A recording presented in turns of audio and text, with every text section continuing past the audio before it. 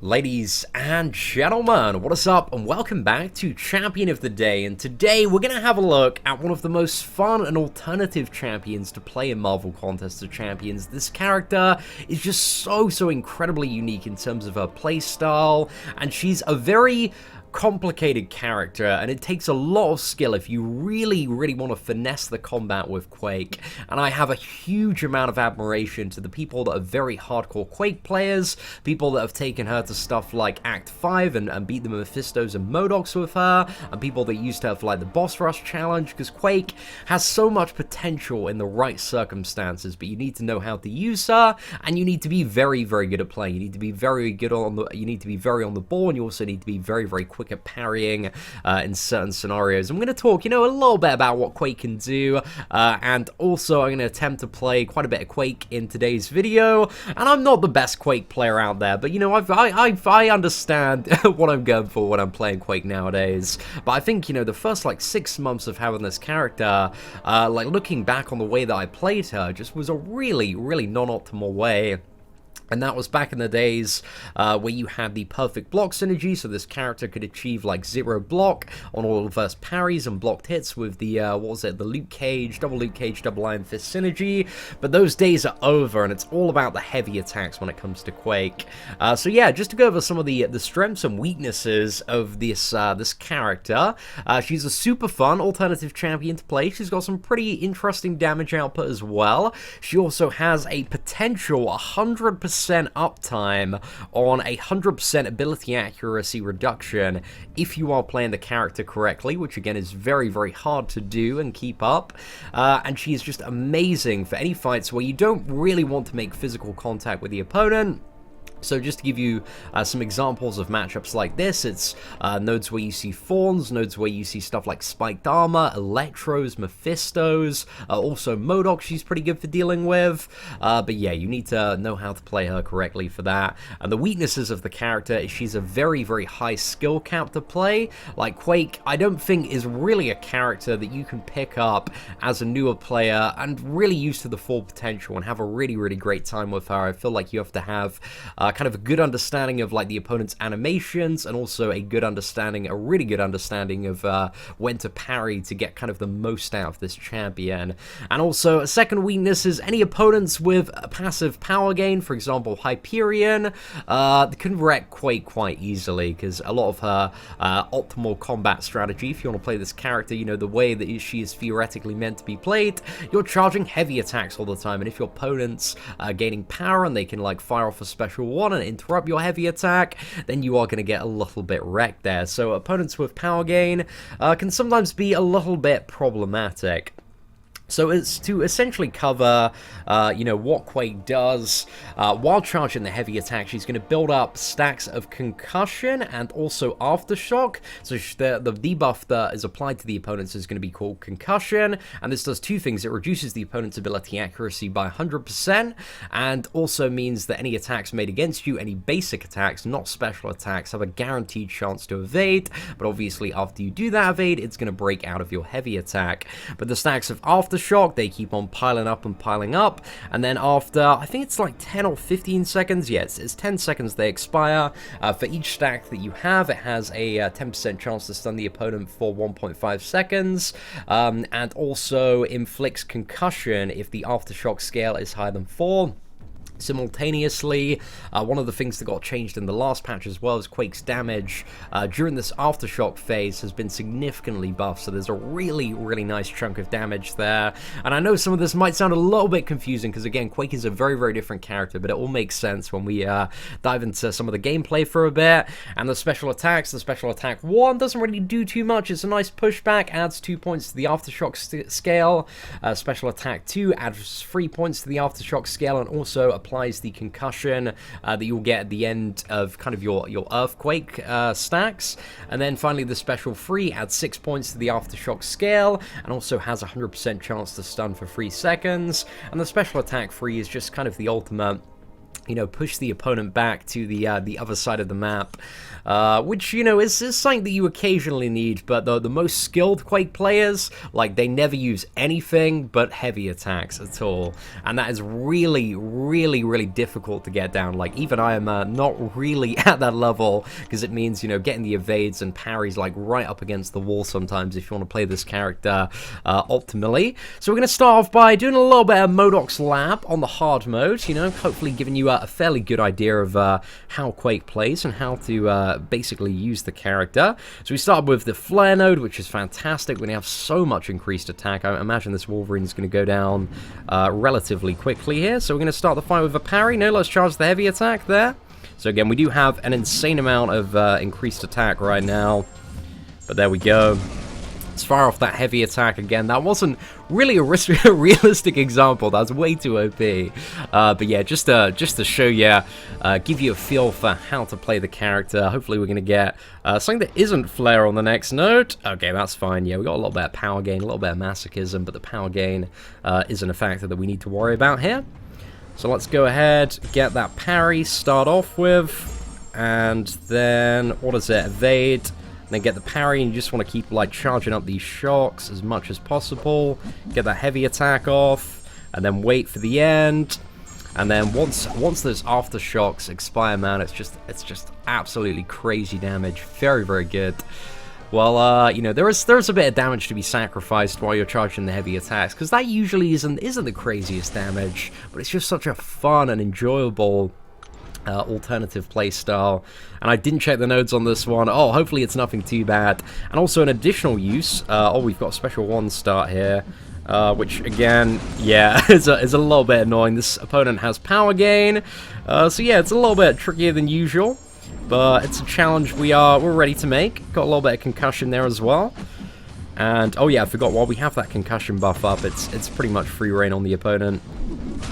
Okay, yeah, it's just not a very good matchup. As I mentioned at the start, one of the weaknesses is when the opponent has power game, man, and they can launch out those specials.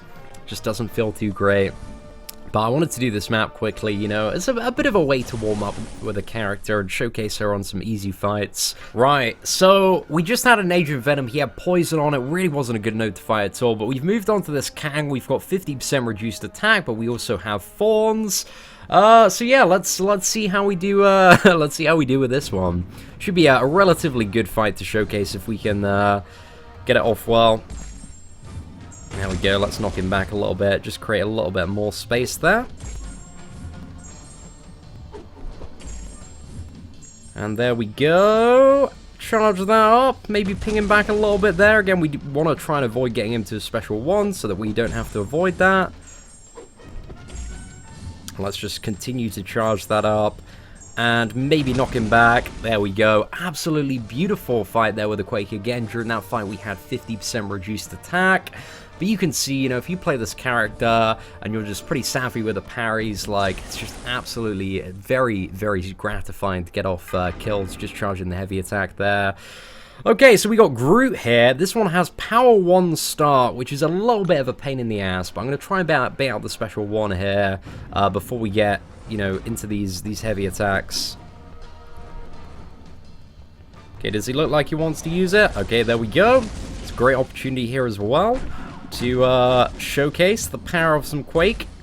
Right, let's knock Groot back a little bit just so we have a little bit more room. Try and get the parry there. Okay, that should be able to get the stun off. Again, not the best Quake player in the world, ladies and gentlemen, but for you today, I'm giving it my all. Okay, let's just hope we don't get special wand. There we go. Are we going to be able to knock him back? Okay, not too bad, and I think we'll finish him off with a just a 5 combo. Straight into the special 2 there. Little bit sketchy at some points, but we managed to get that Groot down, so not too bad at all. Again, Quake, I feel like she's such a character. You need to be in the zone. You need to be looking at every single punch your enemy is throwing, just so you can time those parries absolutely perfectly. Because you need to get the evade and then parry the next one to prevent being pushed back a little bit too much. And, you have the option, like, again, really, really insane Quake players will just be able to evade against the wall. But I'm not quite at that level yet. Maybe one day I will be, maybe in a year. But currently, I'm not anywhere close to that for now. But anyway, let's queue up Quake and have a little bit of a look at this Morningstar matchup. I think Morningstar, potentially a bit of an interesting one, because I think if we don't make any physical contact, then we won't get the bleed from her, which is an alternative, play-around tactic for Morningstar. Alright, there we go. Let's create a little bit more distance. Again, we got a few more seconds on that guaranteed concussion. Let's create a little bit more distance there. And we do have a special one. Yeah, I'm not great about playing around those special attacks yet. Probably shouldn't have, he fired off the heavy attack to push him back. Just gotta wait for that evade, and then be ready as soon as the auto evade is triggered, just on the parry. Okay, so that Morningstar went down with relative ease there. So let's see who else we have. I'm pretty sure there's quite a few... There's a couple of stacked magics knocking about. Okay, so we have a rank 5 level 65 magic here. So let's see how our 4-star Quake fares in this matchup. I think she should be doing pretty damn good. But let's see. Let's get the parry at the start. And just going to try and play without any heavy attacks here. That's what we're aiming to do. Just this wouldn't work necessarily well on maybe a limber node or something like that. But hey, that might be an additional disadvantage of Quake, should I say. Again, there are just some very, very nice scenarios where they'll just perfectly, be a little bit more defensive and might not necessarily play into, yeah, just aggressive tactics. I think when it comes to Quake, like, you ideally want an AI that's as passive as possible. Like, if it's a really, really aggressive AI, the more aggressive the AI, the more difficult it becomes to play Quake. So that's why I just have so much respect for a lot of, the really, really super hardcore endgame players that can play this character to a level of almost perfection. Because there is such a high skill cap on her. But anyway, let's go for one more matchup. Let's go against this Hood here. I feel like that'll be a fun one. This dude's got Hood at rank 5, man. He's a very, very hardcore Hood fan. So we're going to go in, see what we can get done here. Let's get the parry off.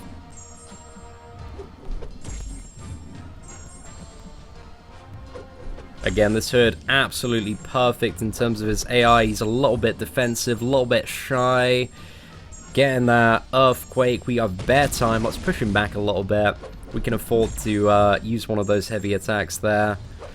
Oh my gosh, absolutely masterful kill here. I feel like that was my best kill with Quake ever, man. That felt silky smooth. Oh man, I'm super happy with that. I want to play more Quake now. I really do. Okay, we'll do one more matchup. I'll just pick like who else do we have? Maybe somebody that's not a Mystic character.